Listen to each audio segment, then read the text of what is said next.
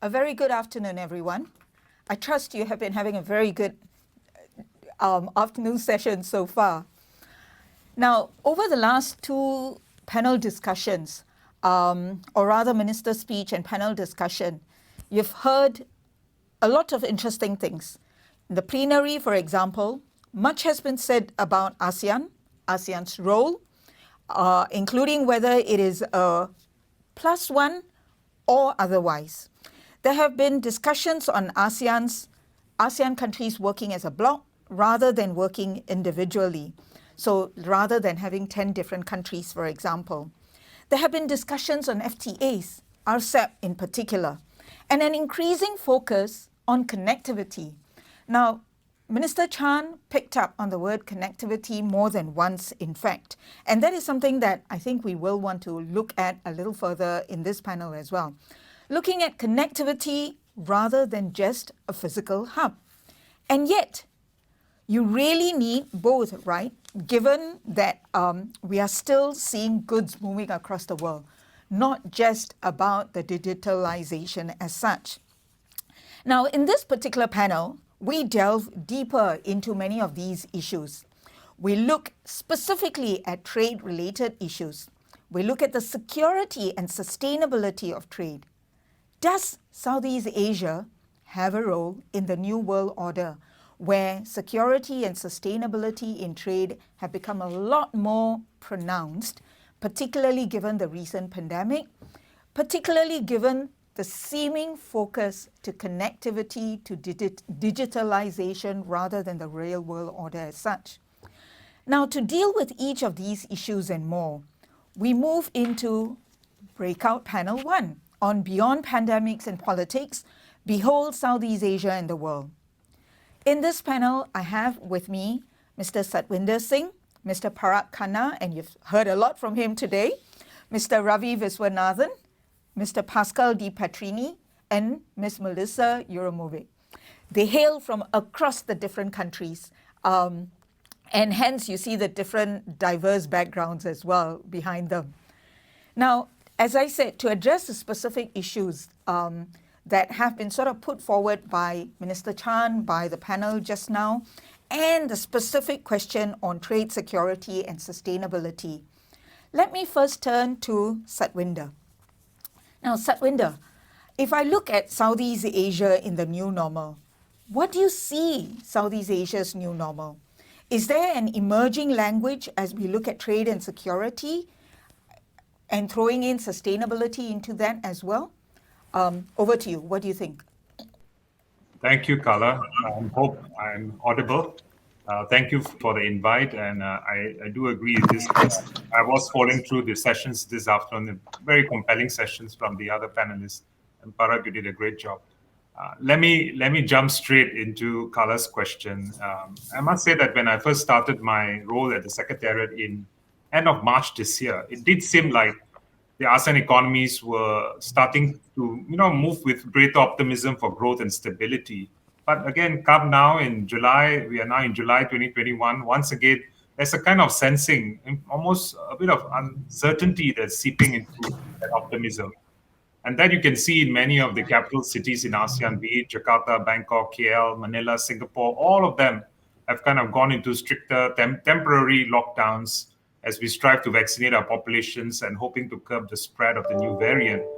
But again, for me, this time though, it's still very different from last year, as I do see that most part of the essential trade and economy supply chains, whether it's the port, the airport, the brokers, the agents, the customs, the banks, they all are mostly open with minimal disruptions across the region. And most of the trade ecosystem seems to have adjusted to the new norm since last year. In fact, I also can share that not all sectors are badly affected. Some sectors like agriculture, the resources, electronics, manufacturing, e-commerce, they all are doing okay and kind of helping to sustain the growth to mitigate the downturn brought about to the affected sectors, mostly linked to travel and other contact-intensive sectors, which all of us know they affect the SMEs, the low income, and the informal workers. Not surprising, actually, I saw a study recently done by BCG and JICA on the region, which again, it showed that the most affected are the most vulnerable by the COVID. Those with the low income segment is the one that's most exposed to job losses and reduction in income. But at the same time, interestingly, the middle class and the affluent are more likely to adapt to the situation. So what I do see is that the region will kind of kick the negative economic bucket and come into a kind of a positive growth overall in 2021, led by the stronger economies like Vietnam, and also from the fact that most ASEAN nations have kind of kept their economies this year largely adjusted and operating. In fact, last year, due to the severe lockdowns and disruptions, the region as a whole saw a dip of GDP of almost a minus 3.3% across the whole of ASEAN. But now, according to ADB, their forecast for 2021 looks slightly different. They have actually taken into account they've actually revised the downward. They actually provided a downward estimation following the second wave that we see now, and they are actually predicting a growth for the ASEAN region in 2021 to almost 4.1%, and then again 5.3% next year in 2022. But of course, we all know COVID-19 will remain the biggest risk to the outlook and the recovery to the whole world, not just ASEAN. And what really matters is truly the successful vaccine rollout. In fact, I'm told that by the end of June this year, the vaccine rollout potentially have gained a lot of momentum in all the ASEAN countries. Nationally driven vaccine programs have been rolled out across, including some countries like Thailand, Malaysia, Singapore, Indonesia. They all are working very hard to develop their own vaccines in their domestic manufacturing, working together, of course, with their global partners. And I also think that one more critical work in progress is, of course, the ASEAN Digital Health Pass, which is very important to all business people, which again is going to facilitate the safe resumption of travel and provide the kind of the assurance of proper documentation of testing and vaccination, and ensure proper health protocols are followed as we are building our confidence of travel back again in the region.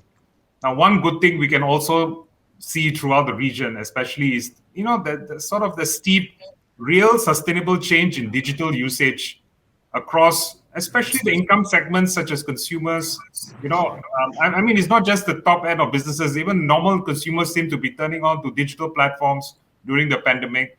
At home, you are beginning to see a very deep access to social media, e-commerce, online education for the first time. And I'm glad that even informal businesses are kind of leveraging this trend and also kind of enabling business continuity to happen through digitalization. So all these are great outcomes that actually have come about by the COVID. At the government level, I must also say that, while COVID is all challenging, it's also kind of provided, like a check of the box moment for the leaders of ASEAN. It's a moment for them to kind of like recoup and pay a lot greater attention to economic integration agenda.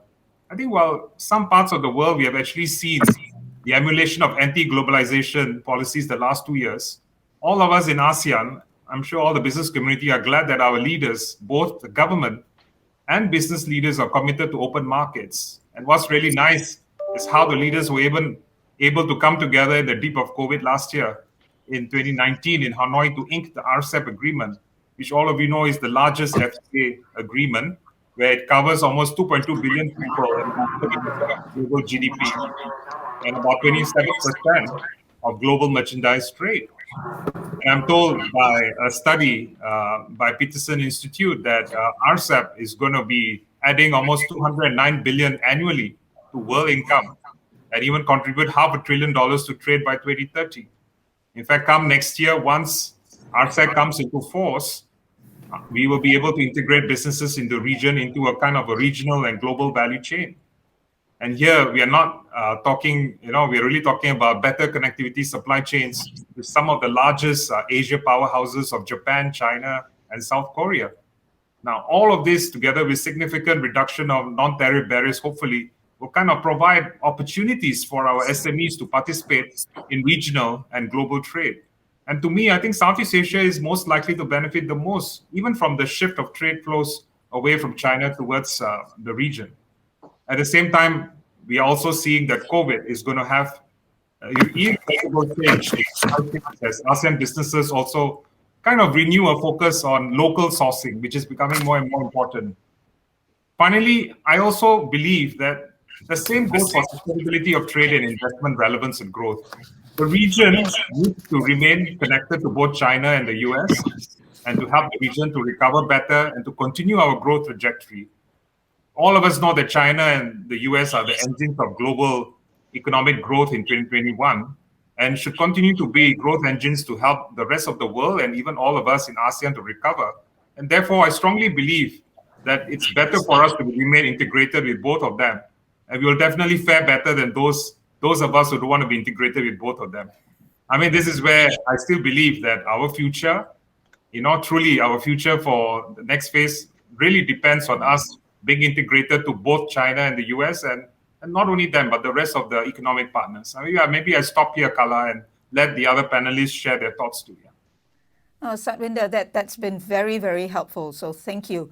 You make a couple of good points that I just want to very quickly link back to the very first thing that Minister Chan also said. He highlighted the fact that China and US, it's not a binary game at the end of the day.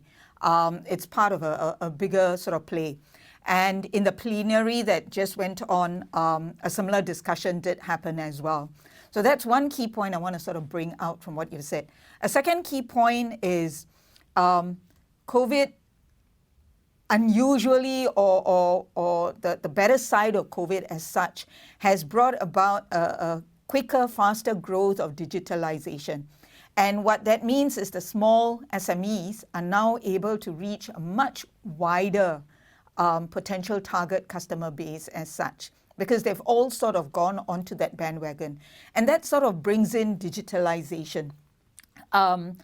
And it ties into a second point that the minister had made in terms of connectivity is now more important than perhaps a physical hub. And yet, I cannot but imagine that it cannot entirely be digital. And as we talk about digitalization and potentially the new world order that Southeast Asia is going to see, I just want to quickly turn to Parag, who has been part of the discussion so far already. Does Southeast Asia really have a role in this new sort of world that we're talking about? And how can Southeast Asia realize its regional potential to continue to remain relevant? Recognizing RCEP, recognizing also the DEPAs. There's been much discussion on that. And given the DEPAs, does RCEP and other FTAs continue to have relevance? Those are great questions. So let me make a few very specific comments on all of this, and picking right up really where Satvinder left off. Southeast Asia's role, let's be clear, there's Southeast Asia's role, and then there's the role of institutions that are enabling Southeast Asia. In other words, can the region become a whole greater than the sum of its parts? And I think it can, and I think it's moving in that direction gradually. You mentioned some of the big trade agreements, RCEP, and even some of the efforts to create more harmonization cross-border within Asia. Satvinder mentioned the travel pass. These kinds of efforts to reduce friction inherently allow the region to be something larger and more coherent, and I think it's getting there. The overall resilience of the region economically is certainly higher than it was after the 98 financial crisis, after the 2008 crisis, and now the COVID crisis. And in each step of the way, we see ASEAN countries making more rapid efforts to bring down internal barriers. Satvinder said that the US and China have been the engines of growth. Well, they are large domestic markets, and what we've seen is that in times like this, when you have supply chain disruptions and cutoffs, you need to take full advantage of either your internal market size, a place like Thailand or Indonesia or the Philippines, but also regionally, and harness the fact that this is a region of 600 million people. And so it's not an accident, to my mind, that RCEP was signed at the height of this pandemic, and that now, of course, China and ASEAN, ASEAN has become China's second largest trading partner. China is helping to pull the region up as well. And then domestically, if we can have this V-shaped recovery as a result of strong government intervention and subsidies and support, as well as digitization. Those factors are certainly going to help as well. But part of your question is also about geopolitical, right? Can ASEAN protect itself, as you said? Can it speak with one voice? Can it be unified? Now, it cannot be unified in a supranational way.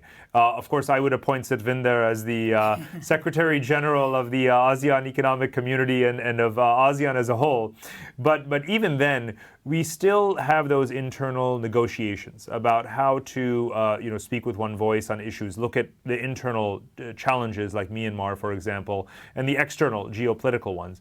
But there too, I see some progress, because when it comes to the South China Sea, when it comes to working together with Quad countries, there to welcome support from Japan, from the United States, for ASEAN countries to voice their sovereignty, to stake their claim, to not back down. I think this is progress, and I think this is ASEAN speaking up for itself, and ASEAN must absolutely do that in order to fulfill its potential, both economically and geopolitically. And there's no question, just to come back to your question, is ASEAN for real, or does Southeast Asia really matter? There's no question that this is a region that, remember, before the pandemic, was attracting almost as much, almost the same amount of foreign investment as China itself, with half the population.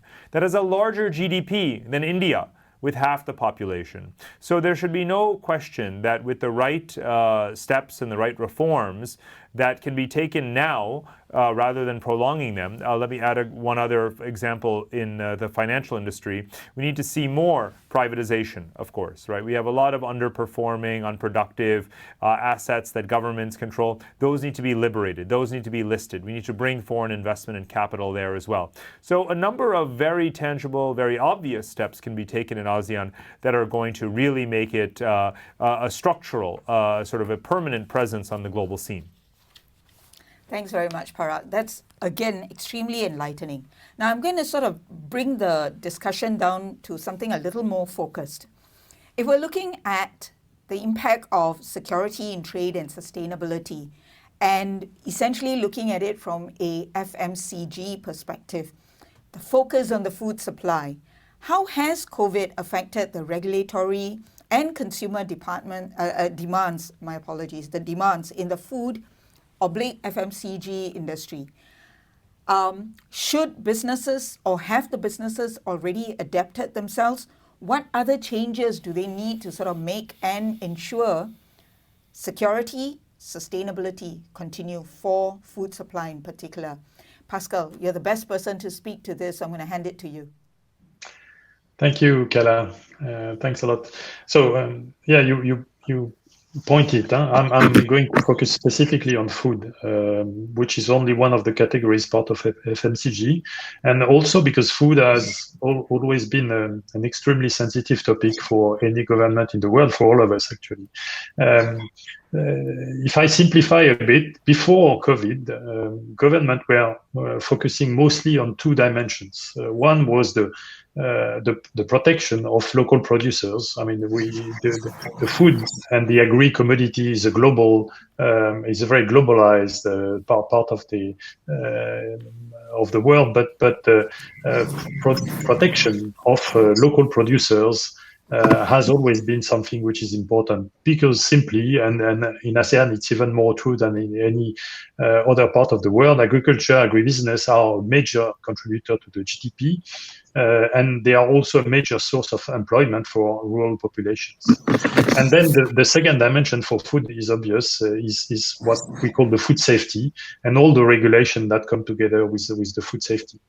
But what COVID has done is COVID has exacerbated or kind of put back on the forefront one dimension, which is the food security.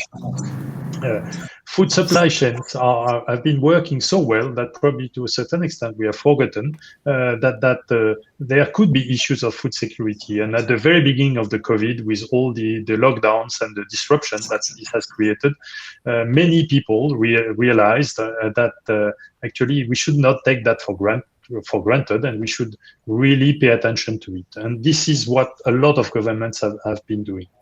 And that has come on the top of trends that were already there underlying trends like the need for people to go back to their roots to a certain extent, because food is cultural, and we are going beyond now.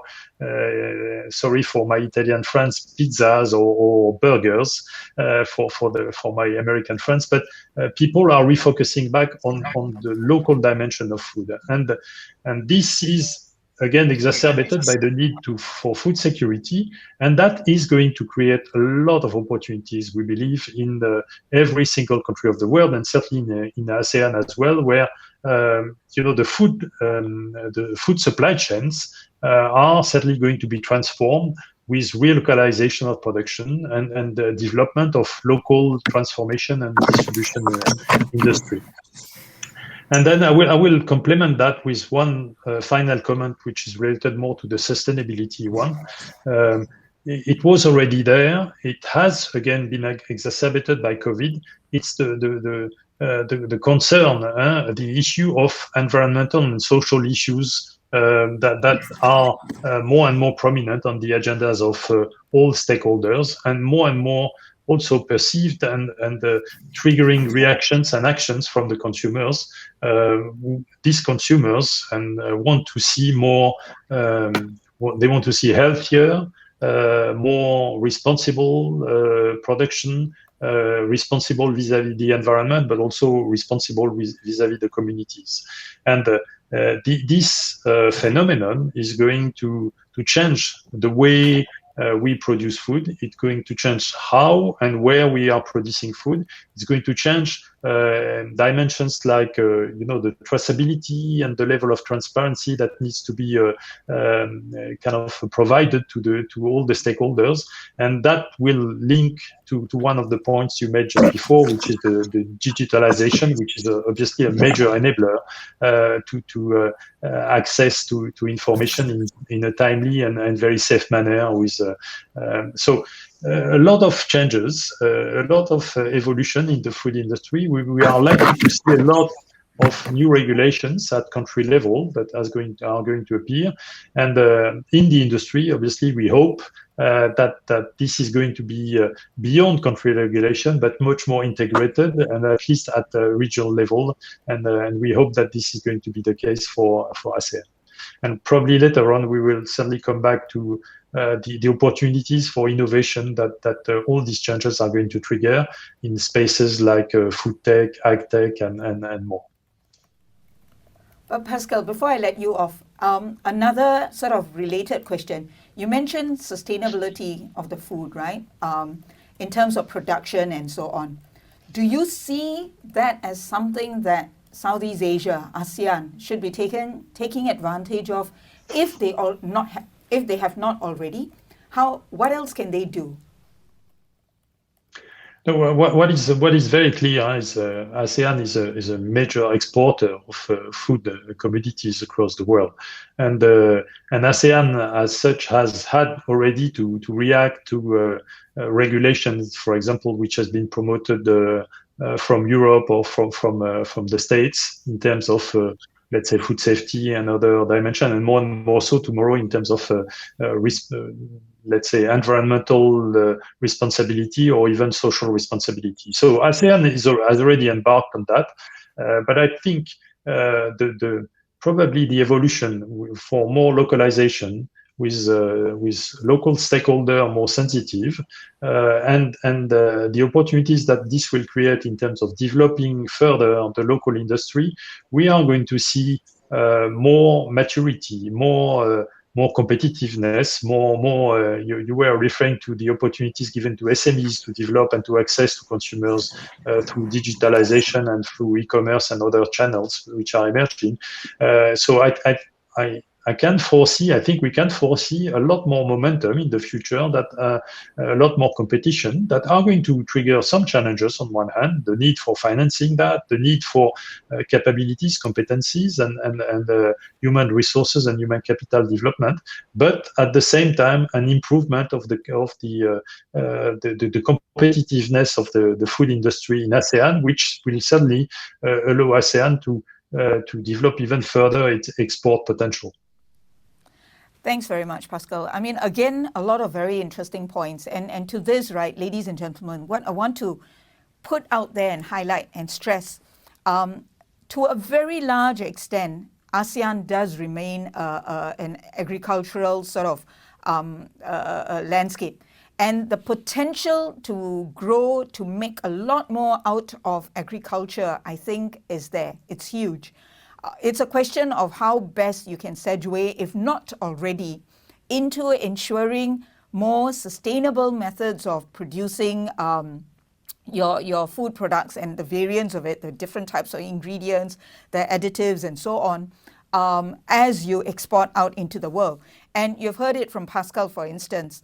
ASEAN is already a major food exporter. So if you can just tweak it to ensure that we are evolving in the right direction, I think potentially that brings a lot of room to grow yet another industry. And it's not just about the financial industry as such, where we tend to sort of focus quite a bit on.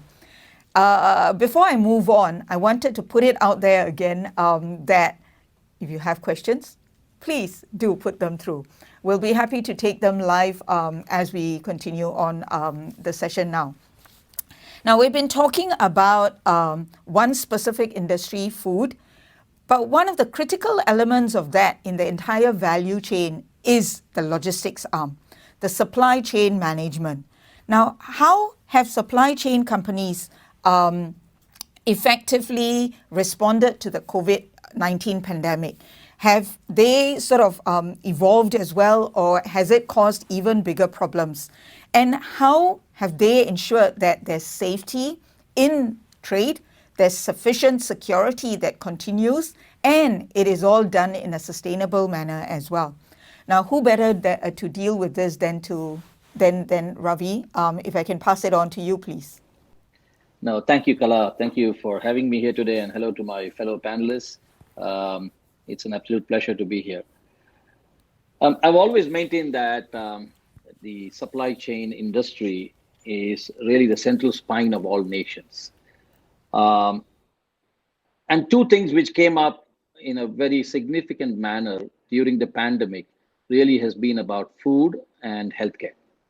And nations were grappling with this about how do we reach healthcare and how do we reach food to different parts of the country.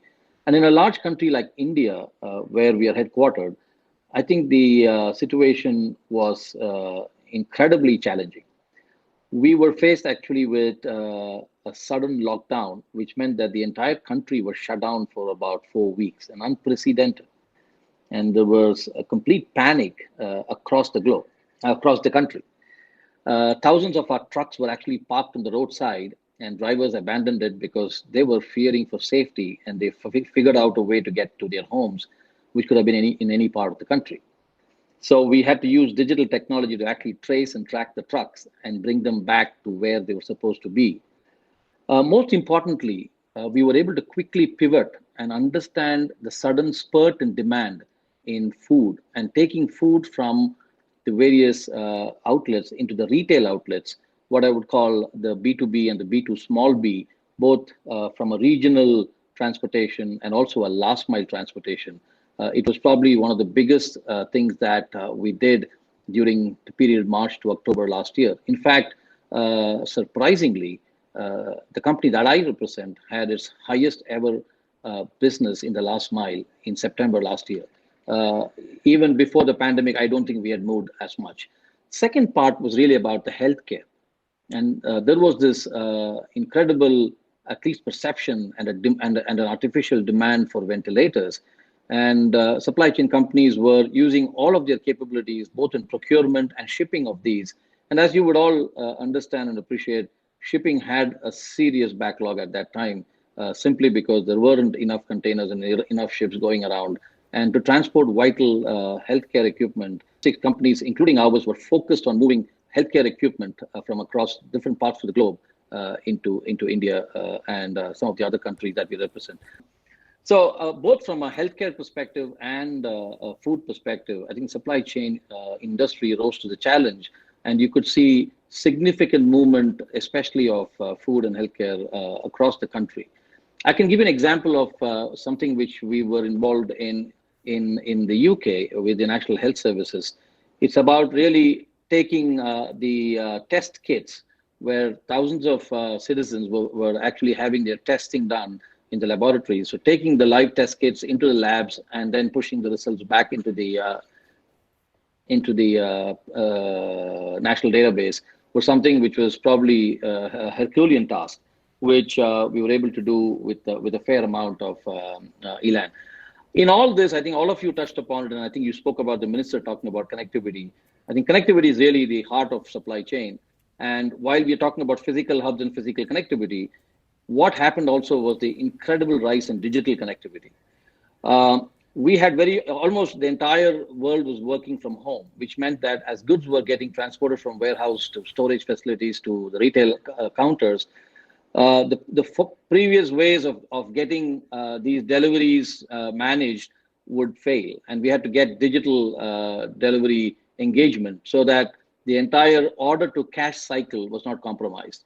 I would say that most supply chain companies had that challenge for the first 2-3 months, but most companies very quickly pivoted and put some incredible digital solutions. And I can say that from my own company, that we rolled out digital solutions which enabled all of this in a matter of 3 to 4 months, which brought a significant amount of digital intervention into the entire supply chain.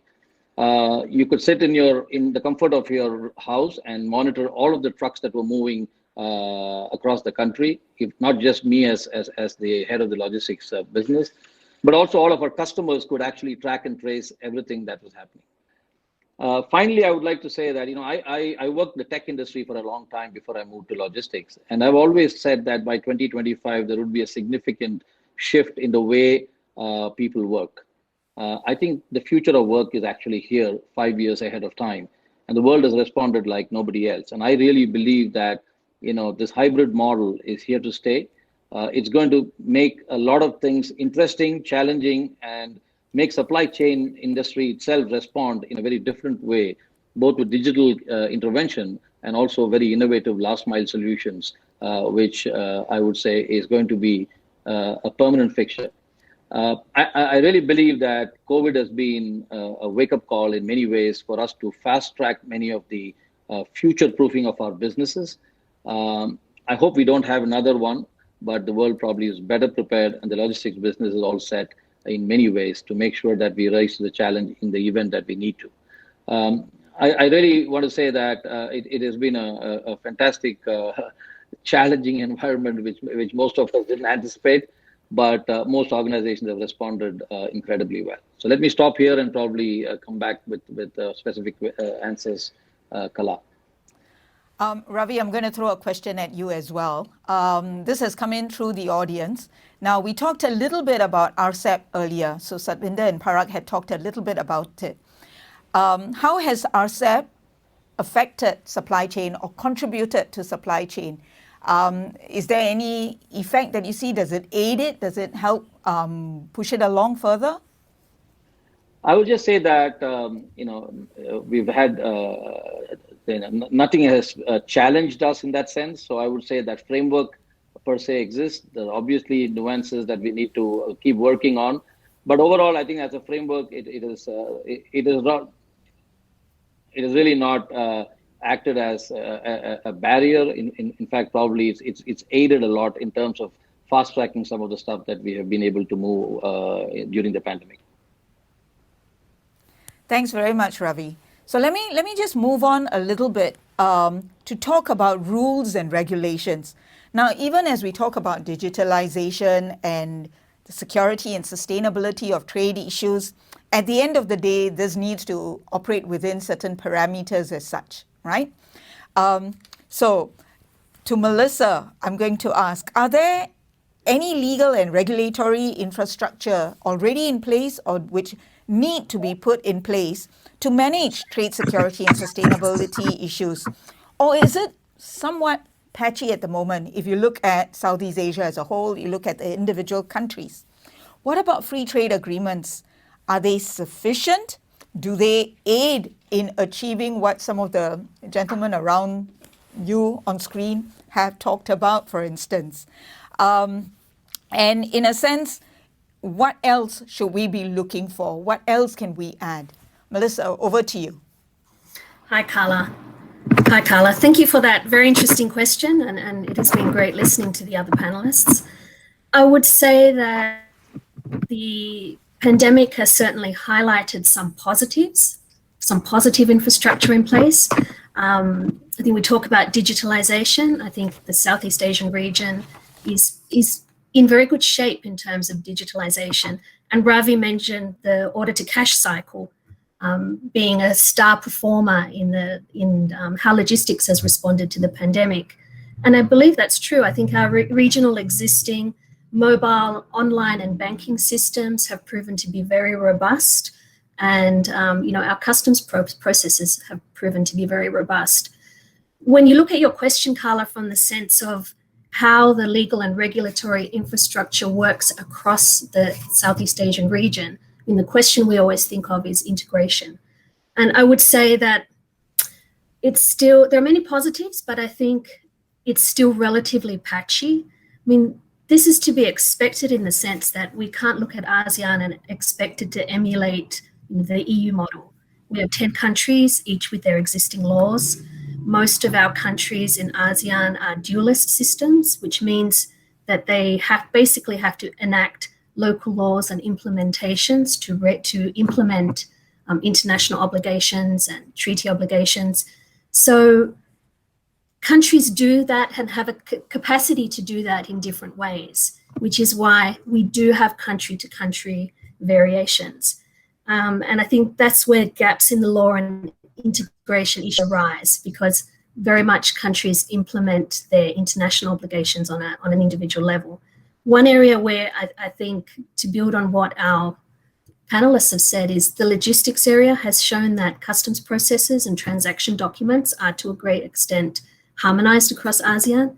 I think there are some other substantive areas that could improve. For example, in Thailand, we continue to have disputes over customs valuations and tariff classifications, which are determined more by the Thai law view than by commitments to international obligations and interpretation. So that would be one area that I think would certainly improve. To build on the food discussion that Pascal made, I think it's important to note that food regulation in ASEAN is still very much about local law. When you want to manufacture, import, sell, label everything, you really need to do a country-by-country study.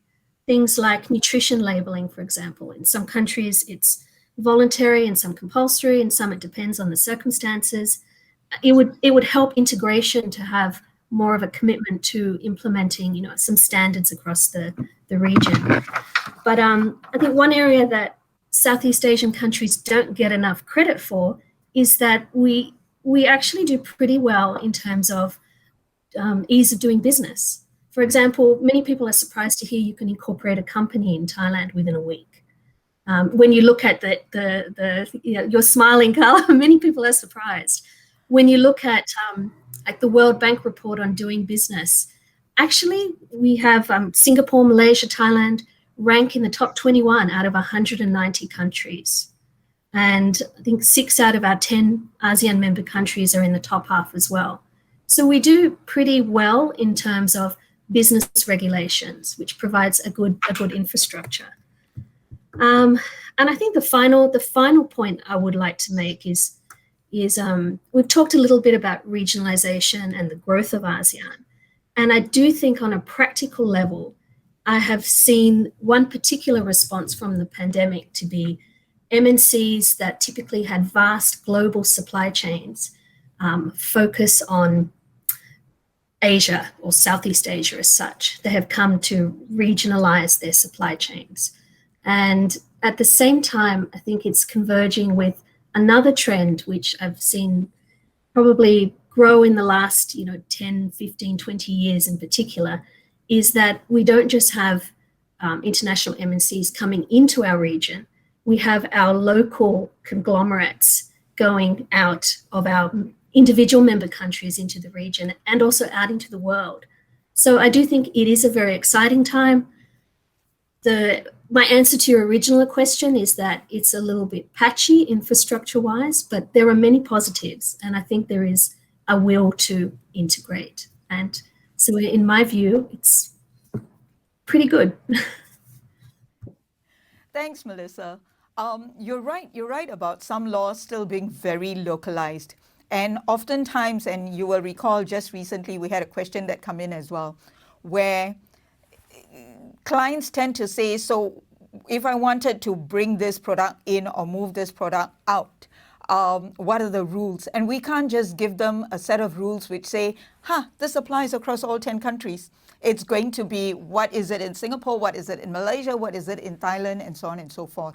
So yeah, some degree of harmonization, perhaps, I think is important. But before I throw that question to Satwinder, I wanted to give a shout out to the fact that you said a lot of our ASEAN MNCs from multiple countries, from the 10 countries, have started going out. And that actually speaks volumes. They're no longer just very small entities, but they're going out there and they're competing with the big boys as well. So it does indicate that corporates in Southeast Asia have been evolving, have been growing, and it's a fantastic situation, I think. But picking up on harmonization, Satwinder, if I can come back to you, at an ASEAN level, I know I'm putting you a bit on a spot, but at an ASEAN level, what else can we do to try and harmonize security and sustainability, just to ensure that things flow smoothly, just to ensure that the rules and regulations are going to be substantially similar, make it easier for businesses to do business?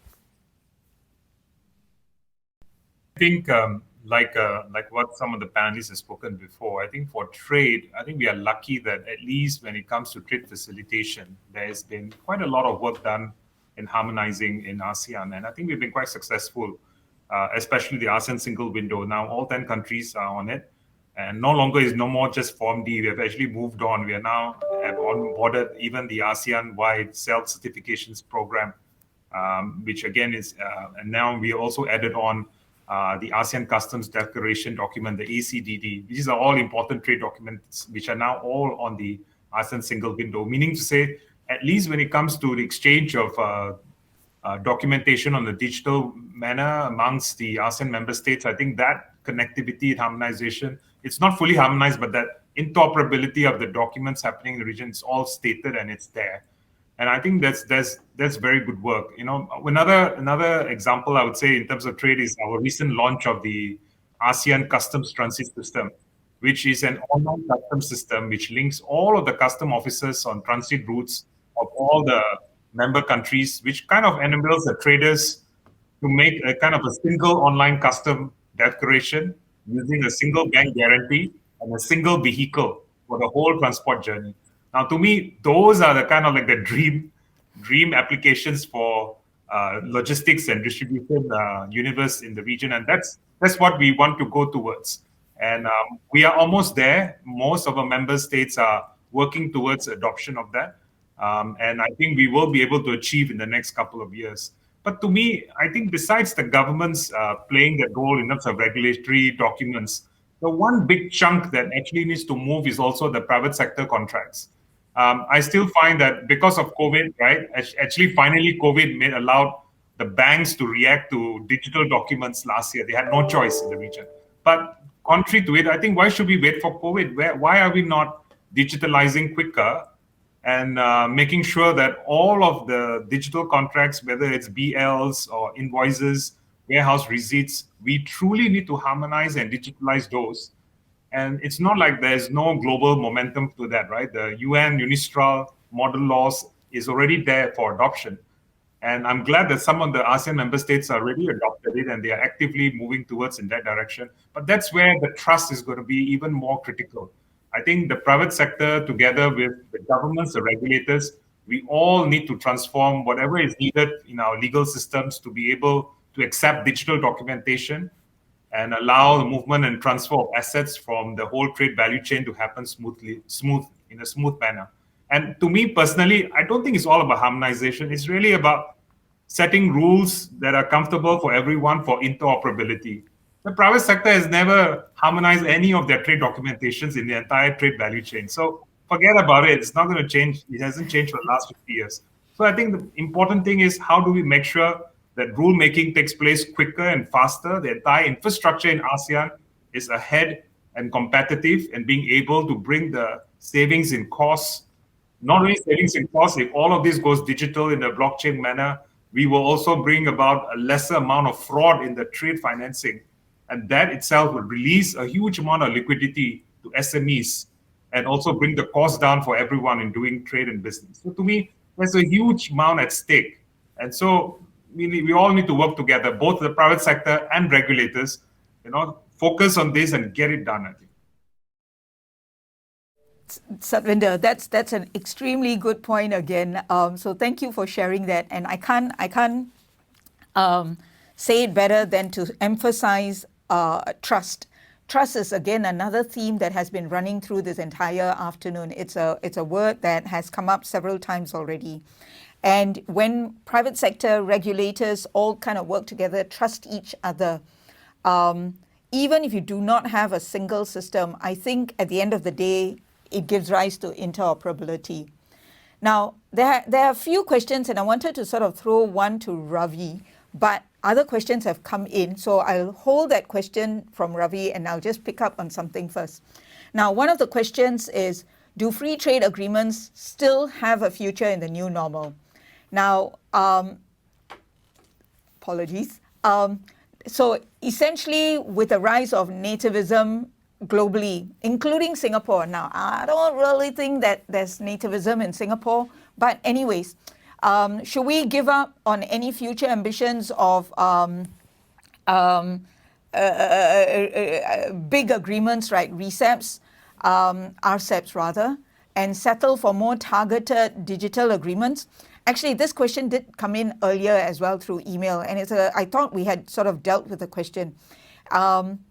In terms of, is there a future for free trade agreements? Or is it all about focusing on digital economy partnership agreements only? Perhaps, Parag, do you want to pick that up, please? Let me kick off just a couple of points. First of all, of course, free trade agreements, or we should really call them trade liberalization agreements, because they're not they represent incremental progress, even if it's very significant, based upon the previous set of standards. And so in that sense, given that RCEP has just been signed and is yet to be ratified by many countries, we should not declare these efforts dead. We're going to begin to enjoy the fruits of their implementation. And Satvinder cited some data earlier around just how much value could be added to the economy.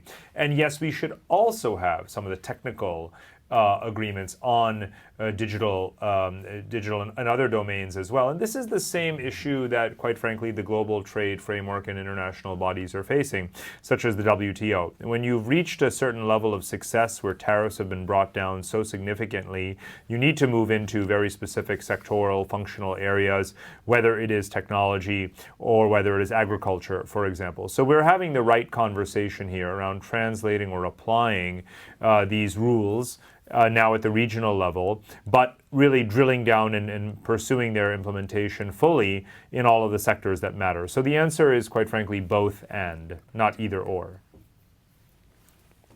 Thanks very much, Parag. Satvinder, do you have a point to add to that? Do you think free trade agreements are here to stay, or to use Parag's terminology, trade liberalization agreements? So, and I think most people think that it's all about trade, but today trade agreements are also covering a lot of other segments of issues, everything from the movement of people, in the protection of intellectual property, environment is going to become very big in many of the future agreements down the road. And even things like culture and other things, investments. So to me, these are comprehensive segments of agreements that are now becoming more and more critical. In fact, many of the reviews that ASEAN as a region is doing with our dialogue partners we are probably, as we move on, most of these agreements are going to address not just about physical trade, movements of goods and services. It's really going to touch on a lot of these comprehensive areas. And I think that's going to be the part and parcel of engagement that's going to continue. And it is going to be a situation where I do believe that because ASEAN lives in this global world where we do depend on the rest of the world to do business and to kind of generate exports, and also our ability to then earn our living and create jobs for our people. I mean, there'll be no choice but for us to continue to keep pushing and ensuring that we get the best deal and done out of this engagement with a lot of our trading partners. That I don't disagree with. I think at the end of the day, whilst the digital world is here to stay, as yourself, Satvinder, and Parag have quite rightly pointed out, they are complementary. They serve slightly different purposes. And when we talk about free trade agreements or call it trade liberalization, at the end of the day, it's a holistic sort of agreement between governments to try and see how we can sort of lift everybody up in a sense. And it's not a zero-sum game, I think, at the end of the day. Now, if I may, I want to go back to a question on sustainability. And there was a question that was put in by a member of the audience. Really, in terms of sustainability, what is the biggest driver of the circular economy to get away from the take, make, waste model? So I'm going to ask Pascal first, if you can sort of perhaps address that, and then Ravi to sort of supplement from your perspective, because you look at it from two slightly different angles as such. Thanks, Kala. If I again, it's a perspective which is specific to the food industry, certainly, but for us, this this is consumer driven, and to be clear or very frank, it's Western consumer driven to start with, and then we have seen a clear realization by many of these consumers that the kind of linear model doesn't work anymore, and we see the impact on the planet, on the environment, and there is a high level of sensitivity. This has triggered in response the evolution and the move from the government and the regulatory bodies, and we have seen in Europe mostly green deals and many other initiatives, and this has started a momentum, a movement that is impacting widely a lot of organizations, and that is impacting more and more countries. So if I take the example of a multinational like Danone, obviously we are exposed because we have a big part of our business which is in Europe. You cannot not have double standards. So what we do in Europe, we do in Indonesia, we do in Malaysia, we do in Thailand, and as such, that is leading us to, and we are not the only one.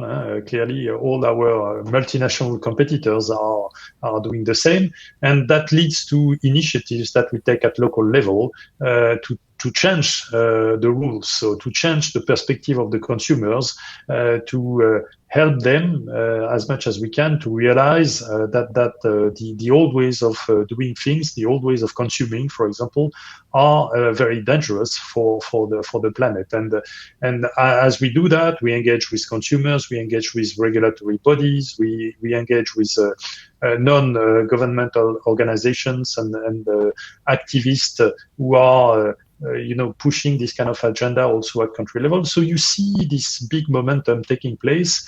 And one, if I would like to make a point related to the discussion just before, which was, all these free trade agreements, as Satvinder said, the environmental part is more and more part, and the social dimension is more and more part of the free trade agreements. And one of the challenges potentially that we are going to face in the future is the reality of the activity at country level is going to change at a pace that we underestimate. You will see more and more local small players taking initiatives, creating business models which are ahead of the pack, which are fully for example, structured around circular economy, and this is going to be ahead of the regulation, ahead of. You will see more and more initiatives on labeling. Melissa was talking about labeling before, so more and more initiatives on labeling on CO2 footprint, obviously health and nutritional value, which is already there. But the question is going to be, this will need to be regulated, and this will need to be regulated. If you don't regulate it, you will have multiple initiatives in multiple areas. Transparency and trust will not be built. So that's also going to be another challenge that is going to come. I think we will see more of that in the future. And that's good for the planet because the momentum is there. But we from a regulatory point of view, we need a lot of activities from bodies like the ASEAN and a lot of speed. Thank you, Pascal. Ravi, just from a supply chain perspective, how do you see the sustainability issues being managed? How can we move away from the take, make, waste approach? Is there something that the supply chain, the logistics side of things can contribute towards this? So I was saying, most responsible supply chain companies do have, I would say, sustainability goals. But I would say in most parts of the world, it's very subjective, and it is, I would say, voluntary rather than mandatory. There are incentives. We need to probably tighten the screws, maybe increase the level of compliance that is required on the sustainability goals. For example, we do, as TVS, do practice a lot of what we call reuse of packaging material. But those are small initiatives on a global scale, but start small and continue to do is what I would think. But some of the points that we spoke about, really, if we can increase the speed at which we can digitalize, a lot of the what I would call non-core waste can be eliminated, and to bring in far more secure transactions and keeping an eye on health and safety. Zero-touch platforms as a concept in digitalization is something which we see a lot of discussion and investments being made by logistics companies, so that we can make sure that systems of the future are going to be very easy and easy accessible, but more importantly, going to be providing a better measure of health and safety. I just want to say on the RCEP, all I can say is that that India is not a member, and it'll probably taking off on the discussion that the other panelists had. It's probably going to be a lot more arrangements and agreements between nations rather than getting into a framework like this.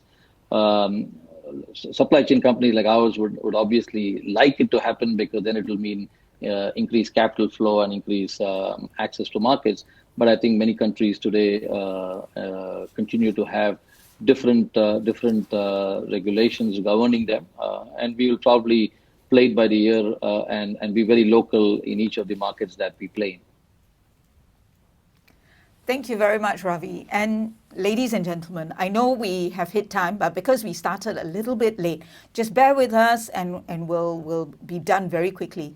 I'm just going to sort of sum up very in summary fashion some of the key pointers that my panelists have made, and then perhaps give them all 30 seconds each to share one quick point.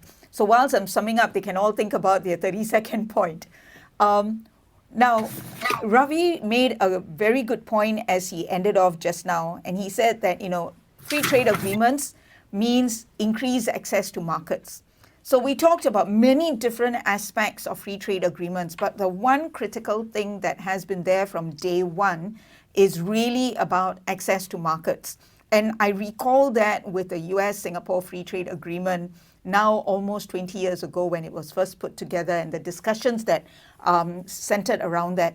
And over the years, we've had many which have gone beyond bilateral. And I think there is lots of room for corporates, for the private sector to grow if we just knew how to sort of maneuver our ways around. But of course, that also calls for consistency, harmonization in some degrees of rules, regulations. If you're looking at food, for instance, there needs to be a certain amount of standardization across the world. But food is just one type of product in FMCG. And whether you're looking at electronics, whether you're looking at any other sort of products, we want to be able to say, if I've manufactured here within certain standards, it is going to be valid and comply with the rules and regulations of several other countries as well. So within ASEAN, I think we will get there, and I'm glad that we're working through that. Now, another critical element that has come through is digitalization. Every single panelist has talked about digitalization in trade, security, and sustainability. And I recognize that digitalization is critical. It has definitely opened up opportunities to one and all, and especially to the smaller corporates. So it's not really the big boys games anymore. SMEs have become a lot more competitive. I think in the last 18 months, we've seen a lot more SMEs being able to reach a wider customer base. As to how sustainable they're going to be, time will tell, but at least they've made the leap. So that's important. Finance will always remain critical, and it will always be talked about. Rules and regulations will be put around it. And when I talk finance, I'm not talking your traditional banking. I'm talking about the e-world as such, and blockchain forms very much part of that too. So essentially, then it comes back to digitalization. It has grown that world. And e-commerce can only work if we have a very strong finance structure behind it. Now, Pascal sort of alluded to this, but time didn't allow us to get into it in detail. When we talk about tech, digitalization, it's across everything. We talk about RegTech, we talk about food tech, for instance, which is what Pascal mentioned. So technology is going to find its way in everything. No questions about that. Digital connectivity, absolutely critical, even in supply chain. But yet, even as we talk about digitalization and how it's changing the world, the future of work, the fact that people can work from home and not have to be in the office, or not necessarily have to travel, although I am missing traveling, but not necessarily having to travel. A lot of things have changed. And yet, I think there's still some degree of traditional approaches that will come into it. So whilst a number of roles will change, I think that last mile in trade is going to be critical. I think the brains behind everything that's going to continue to happen is going to be continue to be critical.